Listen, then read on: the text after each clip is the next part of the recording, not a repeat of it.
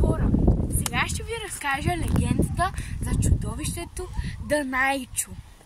Това чудовище се среща в град Кнежа и по-точно ето там можете да обърнете камерата. Ето така.